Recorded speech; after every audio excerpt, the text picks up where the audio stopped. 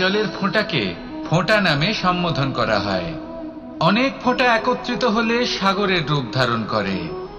শুধু একটা পাতাকে পাতা বলা হয়, অন্য অনেক পাতার সাথে একত্রিত হলে তা গ্রন্থের রূপ ধারণ করে।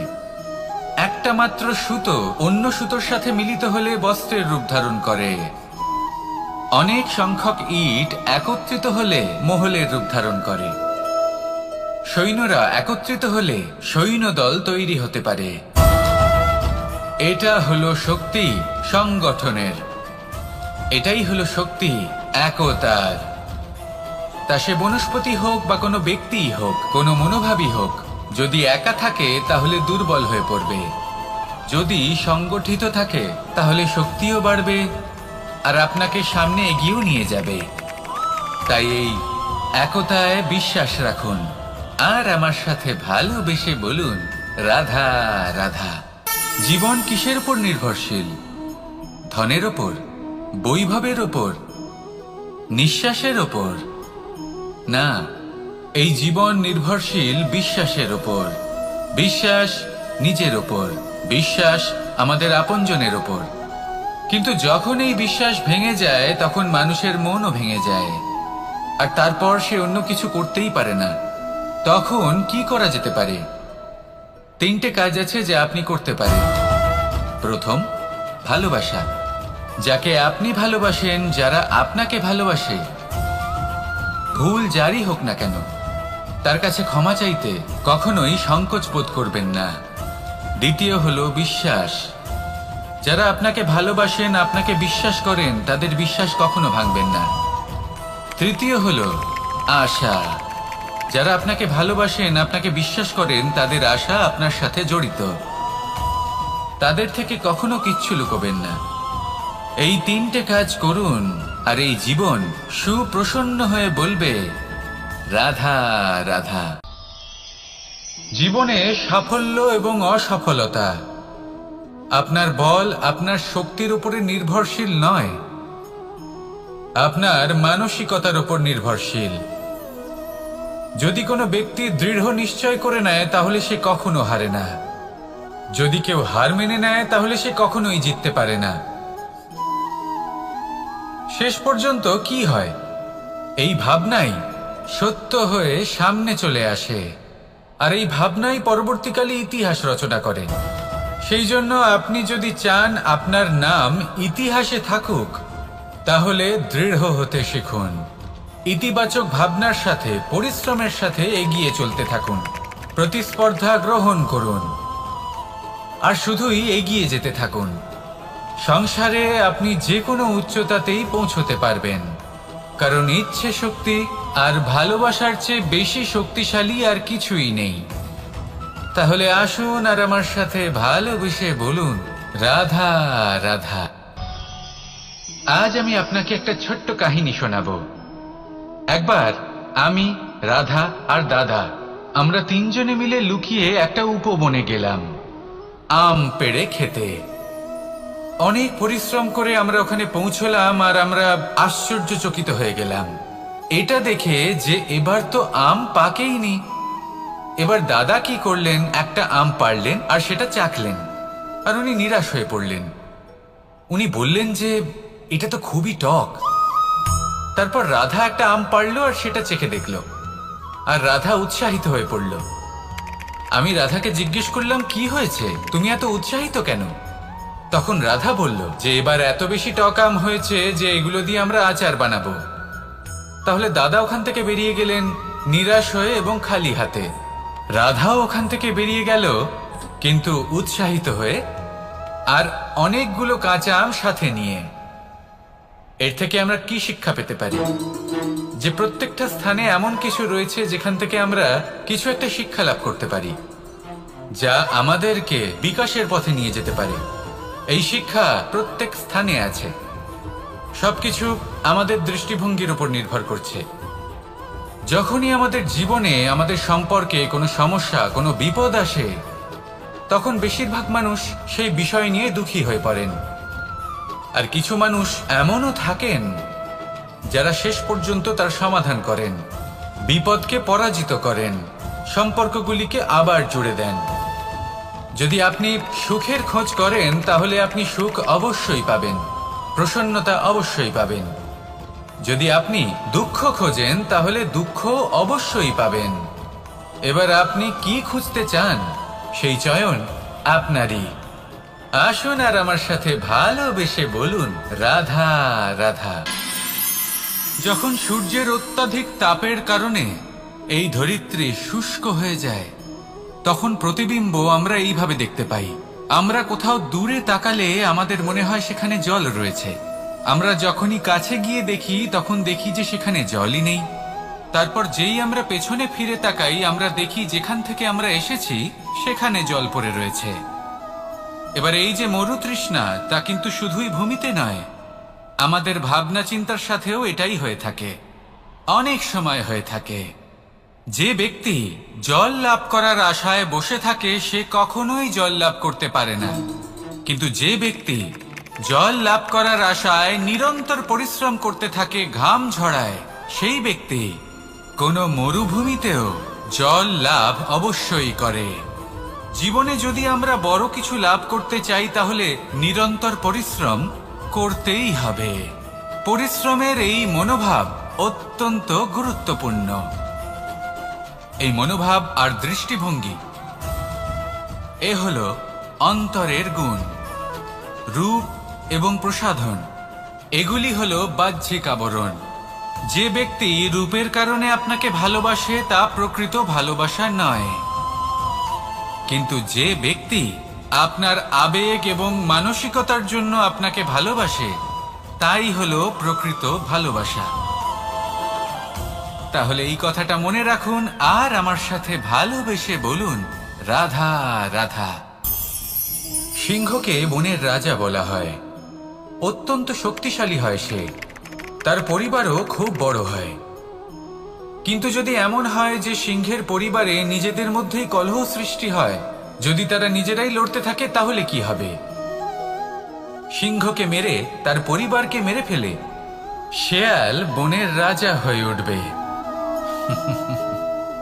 এবার এই কথা শুধুই সিংহের উপর প্রযোজ্য নয়, বরং প্রত্যেকটি ব্যক্তি, প্রত্যেক পরিবার, প্রত্যেক সম্প্রদায়, প্রত্যেক রাজ্যের উপর প্রযোজ্য হতে পারে। পরিবারে যদি মতভেদ বেড়ে যায় তাহলে সেই পরিবার ভেঙে যেতে পারে। ইতিহাস এই বিষয়ের সাক্ষী। যদি সমাজের মানুষ নিজেদের মধ্যেই লড়তে থাকেন তাহলে কেউ রাজা হতে পারেন না, বরং অন্য কেউ সেই কলহের সুযোগ নিয়ে নিজে রাজা হয়ে বসেন। একতার গুরুত্ব বুঝতে শিখুন। ঘুরে ফিরে বিষয়টা এসে দাঁড়াচ্ছে সেই ভালোবাসায়, কারণ ভালোবাসাই হলো সেই যা সকলকে একসাথে বেঁধে তাদের আনন্দে রাখতে পারে। প্রেমের থেকে বেশি শক্তিশালী আর কিছুই নেই।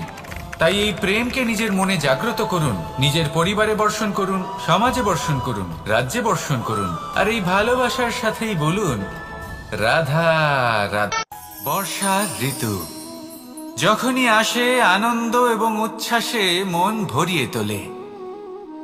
কখনো আপনি এটা ভেবে দেখেছেন যে এই বর্ষা যা আমাদের মনকে উচ্ছ্বাসে ভরিয়ে তোলে সে নিজে কতটা পরিশ্রম করার পরে আমাদের কাছে আসে?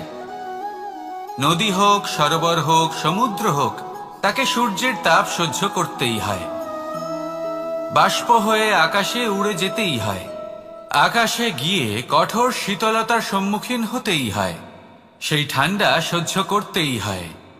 আর তারপর এই বর্ষা আমাদের গায়ে ঝরে পড়ে, কারোর তৃষ্ণা নিবারণ করে, আবার কাউকে আশ্বাস দিয়ে যায়। সেইভাবে জীবনে যদি আমাদের কোনো বড় কাজ করতে হয় তাহলে আমাদের কঠোর এবং নিরন্তর পরিশ্রম করতেই হবে। আর যে ব্যক্তি এই পরিশ্রম করার পরেও কোনো একটি নির্দিষ্ট স্থানে পৌঁছে যাবার পরেও বিনম্র থাকেন, সেই ব্যক্তি অমরত্ব লাভ করেন। তিনি হলেন সেই ব্যক্তি যাকে সমগ্র সংসার ভালোবাসেন। তাহলে সবসময় মনের মধ্যে বিনম্র ভাব বজায় রাখুন আর আমার সাথে ভালোবেসে বলুন রাধা রাধা। কোনো এক বস্ত্রে যদি ছোট্ট একটা ছিদ্র উৎপন্ন হয় আর যদি আমরা তার দিকে নজর না দিই তাহলে সময়ের সাথে সমগ্র বস্ত্র ছিঁড়ে যায় আর কোনো কাজে আসে না। যদি কোনো একটা নৌকাতে ছোট্ট একটা ছিদ্র উৎপন্ন হয় তাহলে সময়ের সাথে পুরো নৌকাই জলে ডুবে যায়। লক্ষ্যের দিকে অগ্রসর হওয়ার সময় একটা ছোট্ট ভুল আপনি যদি করে ফেলেন তাহলে আপনাকে তা লক্ষ্যের থেকে দূরে করে দিতে পারে। এমনটা এই সম্পর্কের সাথেও হয়ে থাকে। কোনো একটা ছোট্ট কথা, একটা ছোট্ট মনোমালিন্য যদি সম্পর্কে আসে এবং সেটা না মেটানো হয়, তাহলে সেই সমগ্র সম্পর্কটা অনেক বড় বড় সম্পর্ক ভেঙে যেতে পারে। যদি আপনার সম্পর্কে ছোট্ট একটা ছিদ্র উৎপন্ন হয়, তাহলে প্রেমের সূচ আর স্নেহের সুতো দ্বারা সেলাই করে ফেলুন, যাতে আপনার এই সম্পর্ক অটুট থাকে এবং প্রেম দ্বারা পরিপূর্ণ থাকে। আসুন আমার সাথে ভালোবেসে বলুন, রাধা রাধা। বর্ষা। কখনো অনুভব করে দেখেছেন এই বর্ষা? আকাশ থেকে বর্ষার ফোঁটা ঝরে পড়ে, মিষ্টি ফোঁটা, শীতল ফোঁটা, মনকে পবিত্র করে তোলে, ধরিত্রীর তৃষ্ণা নিবারণ করে, আশপাশটা সবুজে ভরিয়ে তোলে। এবার এই রকম জল আমরা কুয়ো থেকেও পেতে পারি। যদি আমরা ভেবে দেখি যে বর্ষা এবং কুয়োর জলের মধ্যে পার্থক্য কি, তবে পার্থক্য আছে। পার্থক্য হলো ভাগ্য এবং কর্মের। বর্ষা হলো ভাগ্য। প্রকৃতির যখন ইচ্ছে হবে তখন বর্ষা হবে, কিন্তু কুয়ো আমরা এমনি এমনি পাই না। কর্ম এবং পরিশ্রমের দ্বারা একে প্রাপ্ত করতে হয়। এই ধরিত্রীকে খুঁড়তে হয়, অনেক ঘাম ঝরাতে হয়, তবেই আমরা একটা কুয়ো প্রাপ্ত করতে পারি। এবার এই বর্ষা, এটা সারা বছর হয় না, কিন্তু কুয়ো এটা বছরের পর বছর আমাদের তৃষ্ণা নিবারণ করে। এবার এর থেকে আমরা কি শিক্ষা লাভ করি? এটাই যে আপনি ভাগ্যের উপর বিশ্বাস রাখুন, কিন্তু নিজের কর্মের উপর আস্থা রাখুন। কারণ কর্ম এবং পরিশ্রম আপনাকে এই সংসারের যে কোনো শিখরে পৌঁছে দিতে পারে। তাহলে নিরন্তর প্রয়াস করুন, কর্ম করুন, আর আমার সাথে ভালোবেসে বলুন, রাধা রাধা। ইচ্ছে বড়ই বিচিত্র জিনিস। এই ইচ্ছে যদি তা পূর্ণ না হয় তাহলে তা ক্রোধকে জন্ম দেয়, যদি তা পূর্ণ হয় তাহলে লোভকে জন্ম দেয়, যদি সময়ের মধ্যে পূর্ণ না হয় তাহলে শোককে জন্ম দেয়, আর যদি সময়ের পূর্বেই পূর্ণ হয়ে যায় তাহলে অহংকারকে জন্ম দেয়। সকলের ইচ্ছে থাকে, আপনারও অবশ্যই থাকবে, তা অবশ্যই পূরণ করবেন। কিন্তু একটা কথা মনে রাখবেন, আপনার এই জীবন এটা কোনোভাবেই আপনার ইচ্ছে পূরণ করার মাধ্যম নয়। এ হলো ধৈর্য সাধনের এক মাধ্যম, নিয়ন্ত্রণ করার এক মাধ্যম। নিয়ন্ত্রণ নিজের কামনার ওপর, নিজের ইচ্ছের ওপর, নিজের আবেগের ওপর। কারণ ইচ্ছে এটা হলো সেই অশ্বের মতো যা একবার লাগাম ছাড়া হয়ে গেলে, আপনার হাত থেকে যদি এই লাগাম বেরিয়ে যায় তাহলে তা আপনাকে সোজা বিনাশের পথে নিয়ে যেতে পারে। কিন্তু যদি আপনি একে নিয়ন্ত্রণ করতে পারেন তাহলে এটা আপনাকে সাফল্যের শিখরে অবশ্যই পৌঁছে দিতে পারে। তাহলে ইচ্ছেগুলিকে নিয়ন্ত্রণ করুন আর আমার সাথে ভালোবেসে বলুন, রাধা রাধা। আমরা আনন্দ লাভের জন্য ভালোবাসি মা বাবাকে, ভাই বোনকে, পরিবার পরিজনকে, বন্ধুকে, প্রেমিকাকে। আমরা চাই যে সকলে যেন আপন হয়ে থাকেন, আমাদের কাছে থাকেন। কিন্তু মানুষের একটা প্রবৃত্তি আছে যে তিনি যা লাভ করে ফেলেন তার মূল্য তিনি বুঝতেই পারেন না।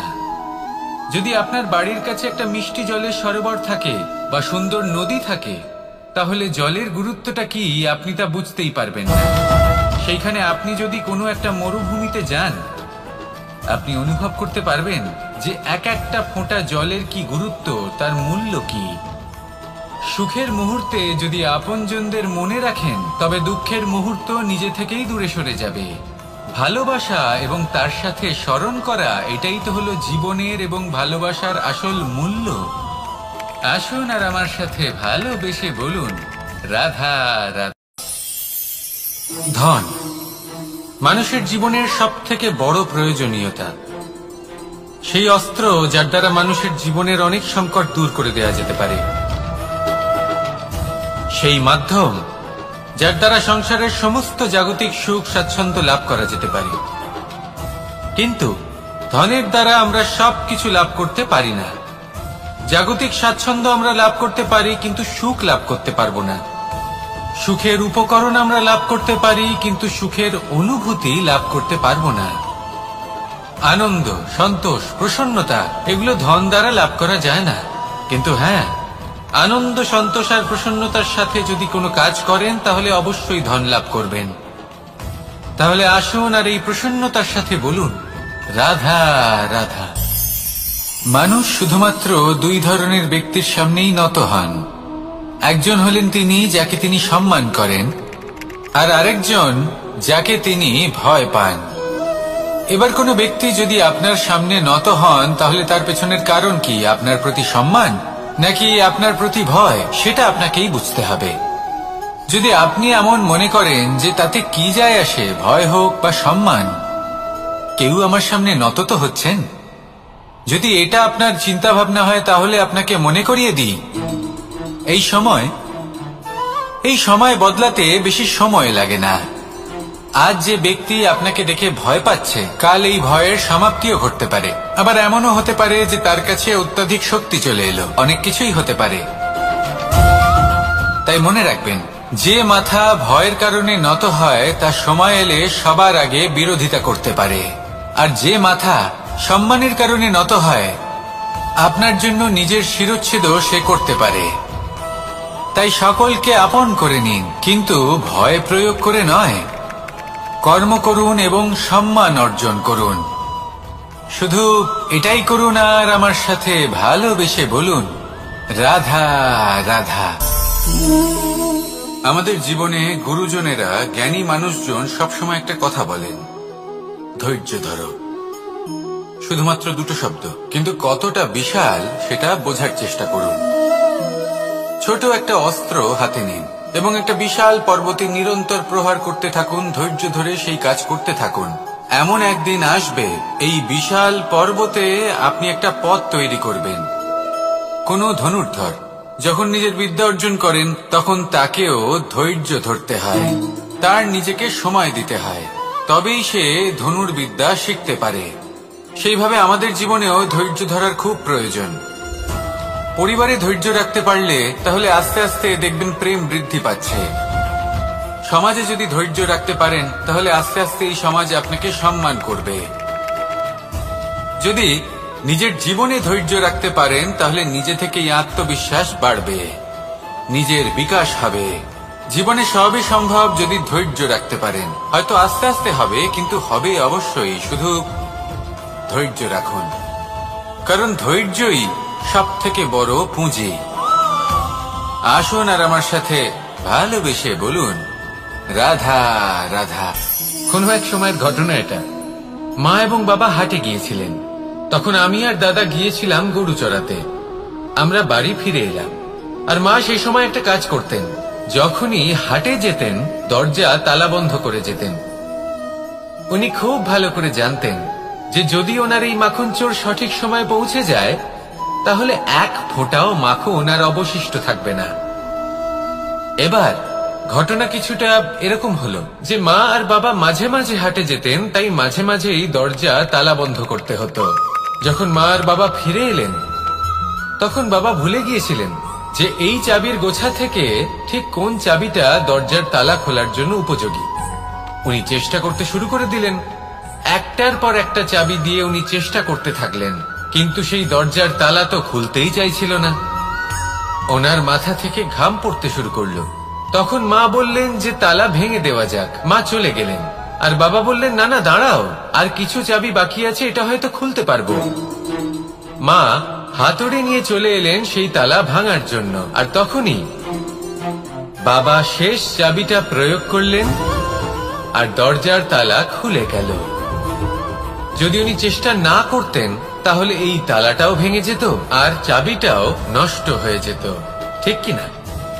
এবার এই ঘটনাটা আমি দেখেছিলাম, আর আমার মনে হলো যে কখনো কখনো এই চাবির গোছার মধ্যে থেকে শেষ চাবিটাও কিন্তু জীবনের দরজা খুলে দিতে পারে। সেজন্য আপনি যদি জীবনে সাফল্য লাভ করতে চেষ্টা করেন, নিজের লক্ষ্যে পৌঁছতে চান, তাহলে হার মানবেন না। হয়তো দেখবেন আপনার পরবর্তী প্রচেষ্টা বা এই অন্তিম প্রচেষ্টা আপনাকে সাফল্যের পথে নিয়ে গেল। তাই নিরন্তর প্রচেষ্টা করতে থাকুন, জীবনে সাফল্য লাভ করুন, আর আমার সাথে ভালোবেসে বলুন রাধা রাধা।